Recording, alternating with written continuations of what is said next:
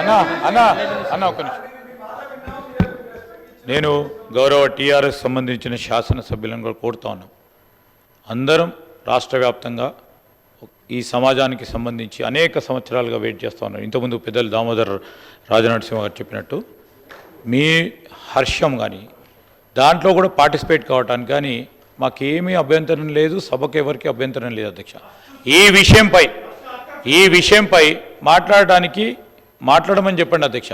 ఈ అంశంపై మాట్లాడమని చెప్పండి. ఈ అంశంపై మొదటిగా మాట్లాడమని చెప్పండి.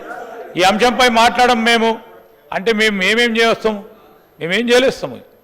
ఈ అంశంపై మాట్లాడతామని మీకు నమ్మకం ఇప్పియండి. మా సభ్యులు మాట్లాడిన తర్వాత వారికి కూడా ఇస్తారు. సార్ ఈ స్పెసిఫిక్ సబ్జెక్ట్ పైన ముఖ్యమంత్రి గారు సుప్రీంకోర్టు ఎస్సీ కేటగరైజేషన్ పైన తెచ్చిన ప్రస్తావనపై మాట్లాడమని చెప్పండి అధ్యక్ష. దానికి మాట్లాడమంటే ఎట్లా? ఎస్సీ కేటగరైజేషన్ మేము మాట్లాడమంటే ఎట్లా అధ్యక్ష?